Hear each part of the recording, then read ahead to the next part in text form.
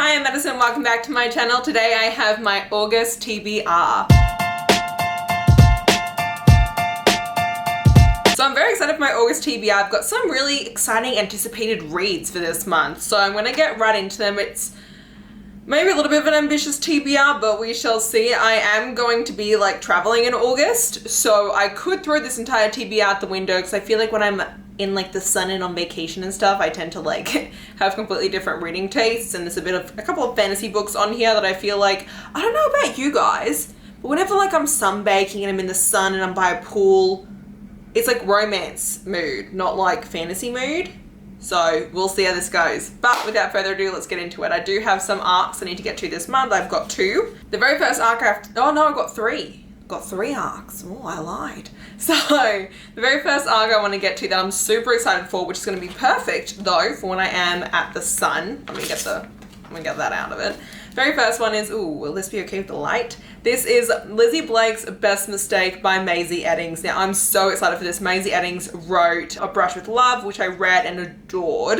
And this is her second book. This is following Lizzy Blake. Now Lizzy ends up having a 2-night stand with this guy. He's actually, I think, Australian, so I'm a little bit nervous about him being an Aussie because the author isn't. So she has a 2-night stand with this guy, ends up getting pregnant, and for the two of them not wanting to like enter like a proper relationship but still want to be there both for the baby, and like them like trying to figure out like this friendship, which is obviously going to turn back into a relationship. Our main girl, Lizzy, she has ADHD and she struggles with that a lot with her bakery job, and it says there's an erotic bakery scheme going on. I have no idea what an erotic bakery scheme is, but I'm very intrigued by it, and so super excited for this one. I just got to the page where she says, "I'm pregnant." Anyway, that's one of the books. One of the other arcs I have to read this month is Aphrodite and the Duke by Jay McAvoy. This is a historical romance, and the only thing I know about it is that it says, a jilted beauty and a regretful duke discover that second chances can be divine in this diverse Regency romance for fans of Bridgerton. So I'm excited for this. I have no idea otherwise what it's about. I tend to go into my historicals pretty chill. I actually really like the size of this arc because I can just read it as is. It's not like one of those really teeny tiny historicals where I feel like I'm fighting to like open the pages. So it's been a while since I've read a historical romance. Wow, look how pretty that is. So I'm actually excited to get back into it. And I've heard really great things about this author as well, so she seems really cool. And then the other arc I have to get to, I'm so excited. You guys have no clue how excited I am for this book. Are you guys, are we ready? Are we ready? It is ᴛɪධᴛᴏᴜ by Tamsin Mia. If you guys don't know, my copies, you can't see them, they're just out of reach, but I'm a huge fan of the Gideon the Ninth series. This is one of my favorite series. It's so funny because I started off this series and I was like, I don't think I like it that much. And then over time, I have become utterly obsessed with it. Tamsin is such a master at writing and she's unlike anything I've ever read before. And so this is a sci-fi series. I have no idea what this one is about. I don't think anyone really does. All it says is, no one expected Nona to exist. Her city is under siege, the zombies are coming back, and all Nona wants is a birthday party. So I literally don't know at all what this is, knowing how things go. I mean, it says in the front here, it says Nona the Ninth, but the 9th is like X'd out. I don't know. I'm so excited. I'm so excited. Like, I'm gonna cry. I'm gonna cry with the excitement I have for this book. You guys have no idea how much I love this series.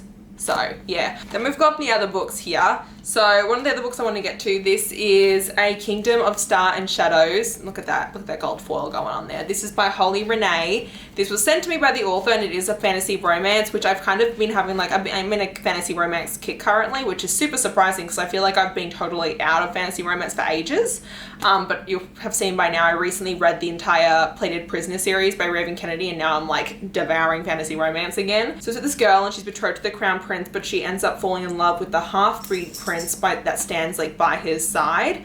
So I don't really know anything else about that. I know that there's definitely magic of some sort in this. I think that it says her dreams make her a traitor, and so I'm guessing that she's got like some sort of like dream magic. I really don't know anything else about this, but it's super pretty. Look at that, look at the inside pages.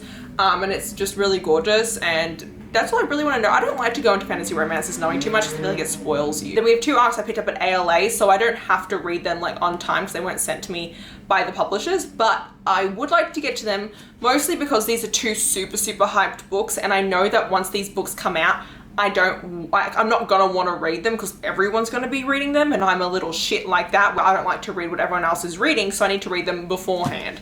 The first one we have here is The American Roommate Experiment by Eleanor Armas. This is the sequel to The Spanish Love Deception.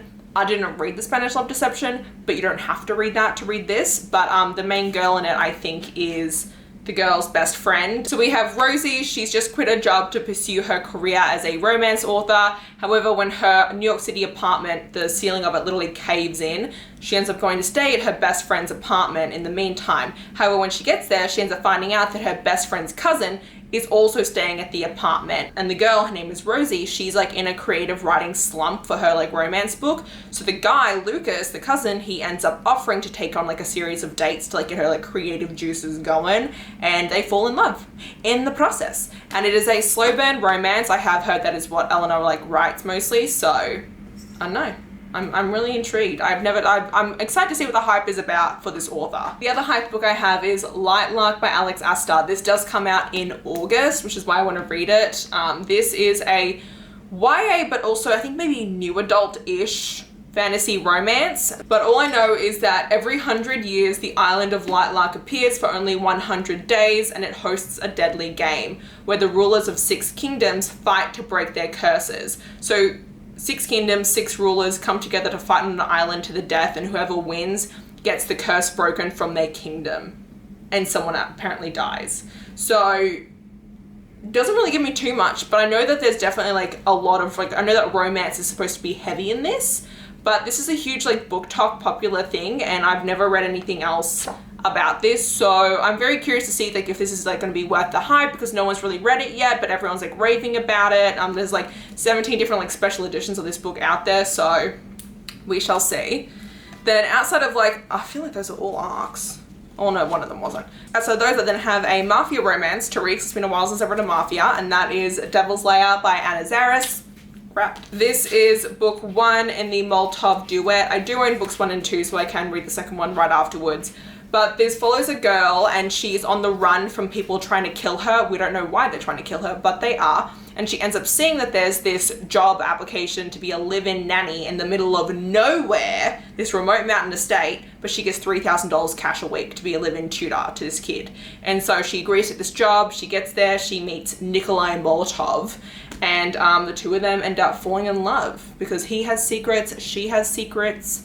I don't know what's gonna go on, but I'm guessing that it's the Bratva maybe involved. We shall see, but I'm intrigued. And then I'm finally gonna read this book because I've been putting it on my TBR for like months and months and months, but we could have been asked by Corinne Michaels. This is book 2 in the Willow Creek Valley series. This is Jack and Stella's? Yeah, Jack and Stella's story. This is brother's best friend romance, forbidden, they're not supposed to be together. Very much excited for this. Very excited to dive back into Willow Creek and into Corinne's small town romances. But I haven't read a Corinne in a hot minute. Definitely been craving her. Super excited to get to this one. And yeah, is there anything else I want to read in August? Probably, but I can't remember right now. I like to play around, surprise you guys, throw a couple of things out of left field. Anyway, that's going to be it for this video. I hope you guys did enjoy it. If you guys did, please hit the like button down below. If you want to see more of me, please go to my channel. And until next time, thanks so much, everyone. Bye-bye.